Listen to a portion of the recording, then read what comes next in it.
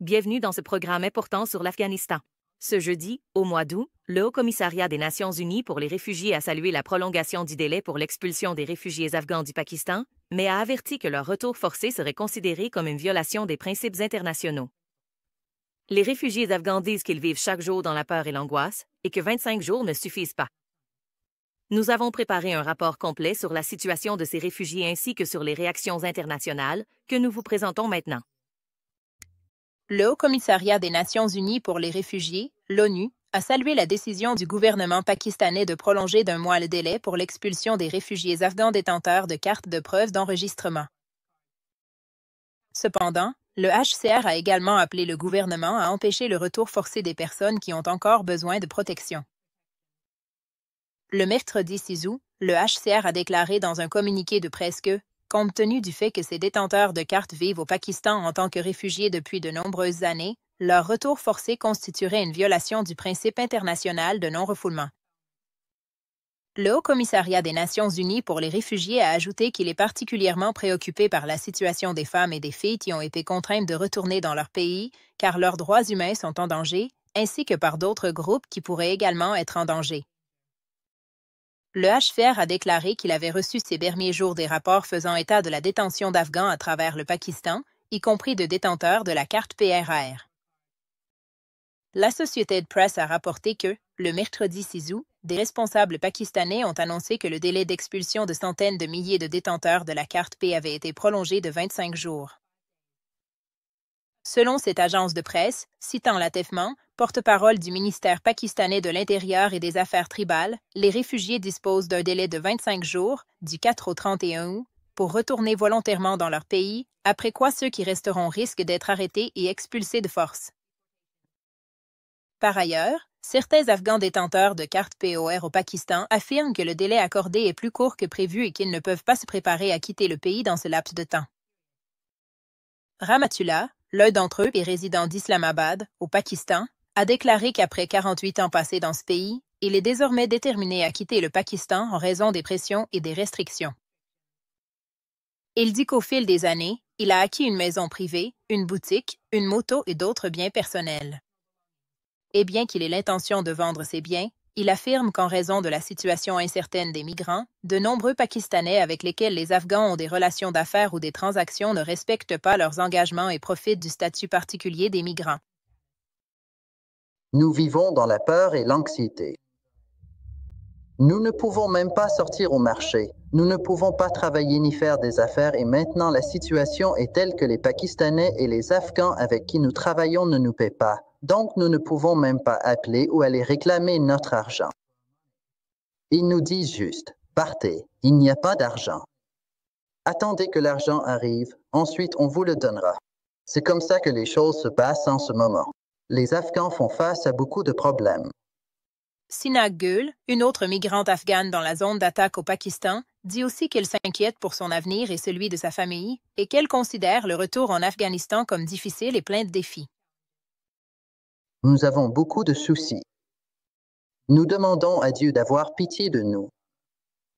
Nous savons très bien que la vie sera très difficile pour nous là-bas en Afghanistan. Mais jusqu'à présent, le HCR n'a rien dit à ce sujet.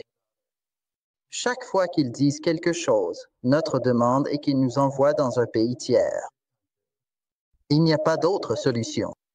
Selon les informations des Nations unies, environ 1,4 million d'Afghans au Pakistan possèdent des cartes d'enregistrement de réfugiés ou des cartes PO qui leur ont été délivrées il y a des années, mais la prolongation de leur validité a été arrêtée après le 30 juin.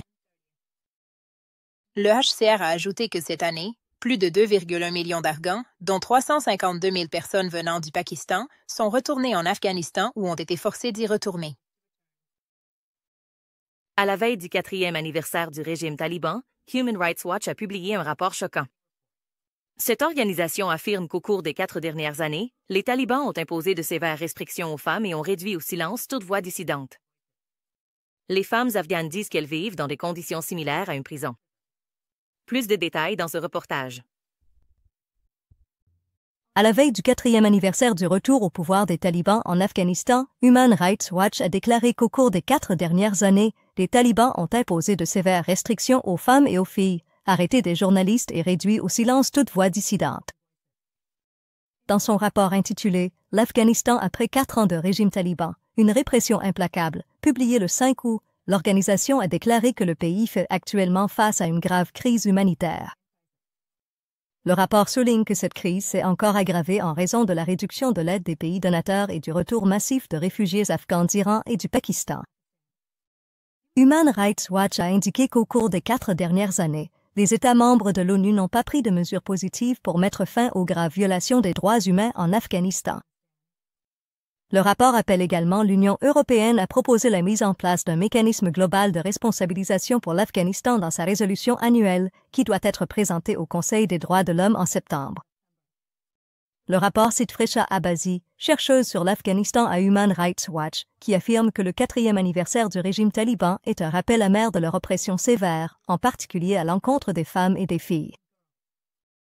Madame Abazi a déclaré que les gouvernements doivent faire pression sur les talibans pour qu'ils mettent fin à leur oppression. Human Rights Watch a qualifié la loi des talibans sur la promotion de la vertu et la prévention du vice, promulguée en 2024, de stricte et répressive, ajoutant que, sous ce décret, les talibans font des descentes dans les lieux de travail et les espaces publics et les places sous surveillance. Ils installent des points de contrôle pour fouiller les téléphones portables des gens et interroger les passants. Le rapport indique que les restrictions sévères imposées par les talibans aux femmes ont également considérablement réduit leur accès aux services humanitaires chrétiens. Certaines femmes à l'intérieur de l'Afghanistan ont également déclaré qu'au cours des 4 dernières années, elles ont vécu dans des conditions similaires à celles d'une prison. L'une des habitantes de la province de Nangarhar, dont le nom est mentionné dans notre rapport, a déclaré: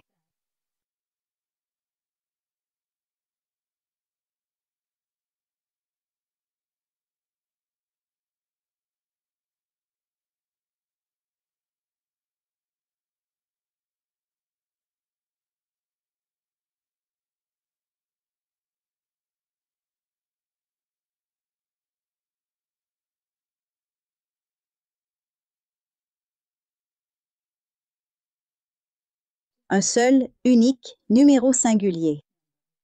L'un des habitants de la ville de Kaboul, dont le nom est mentionné dans les rapports, dit: Malgré leurs promesses initiales, les talibans n'ont montré aucun changement dans leur attitude envers les femmes.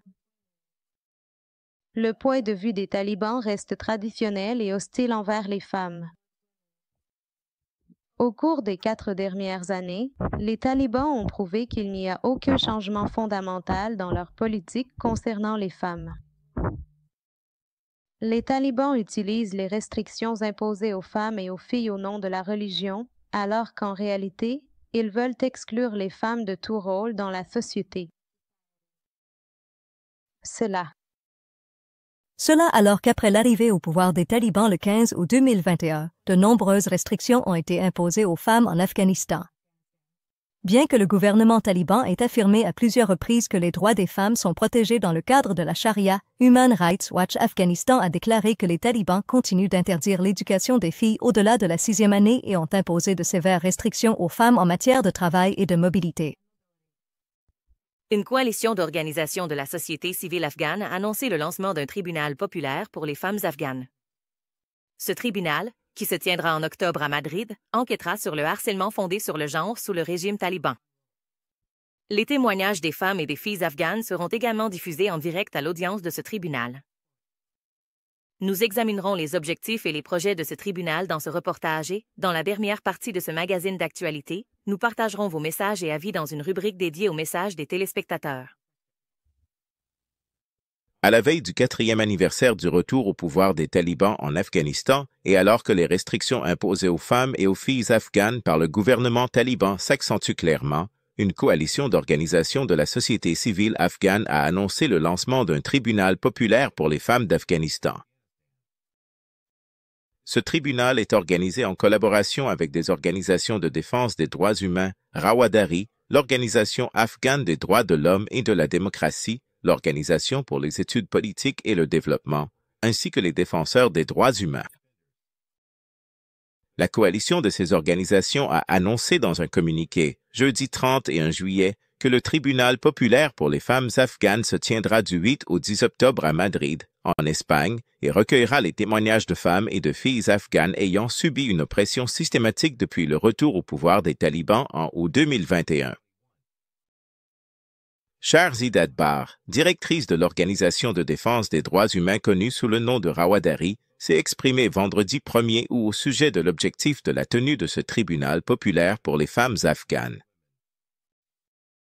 Le but du tribunal populaire pour les femmes afghanes est d'empêcher la normalisation des politiques répressives des talibans et d'offrir une occasion aux femmes afghanes de partager leurs expériences et leur situation avec le monde, en présence d'un tribunal populaire et d'un panel de juges internationaux. Nous espérons pouvoir utiliser le verdict du tribunal comme base pour accroître la pression politique sur les talibans et que les documents recueillis au cours de ce processus seront utilisés par les tribunaux internationaux afin de tenir les talibans responsables de leurs actes envers les femmes afghanes. Shahrzad Bar, tout en reconnaissant que ce tribunal est un mécanisme informel et que ces verdicts n'ont pas de valeur juridique contraignante, ajoute cependant qu'après la session de 2 jours du tribunal de 3 mois, mardi, les juges partageront leurs premières réactions et qu'en décembre, ils se prononceront sur l'acte d'accusation présenté par 4 femmes afghanes contre les talibans. Ce tribunal se tient dans le cadre du Tribunal permanent des peuples, une organisation internationale basée à Rome, en Italie, qui a déjà organisé plus de 50 sessions sur les violations des droits de l'homme, les crimes de guerre et les crimes contre l'humanité à travers le monde. Le communiqué de la coalition des organisations de la société civile afghane mentionne également que les témoins de ce tribunal incluront des survivants, des experts juridiques et des militants des droits de l'homme du monde entier et que les sessions du tribunal seront diffusées en direct. Richard Bennett, le rapporteur spécial des Nations Unies sur la situation des droits de l'homme en Afghanistan, a salué ce tribunal populaire dirigé par des Afghans. Dans une note publiée sur son ancienne page Twitter, il a déclaré que la justice peut prendre de nombreuses formes et qu'une approche globale, inclusive et centrée sur les survivants, basée sur leurs récits, devrait être adoptée. Un certain nombre de femmes et de filles afghanes ont également salué cette initiative, la qualifiant d'étape importante et sans précédent dans la défense des droits des femmes afghanes. Bar, une habitante de Kaboul, déclare à propos de En tant que jeune fille afghane, je soutiens profondément le lancement du tribunal populaire pour les femmes d'Afghanistan.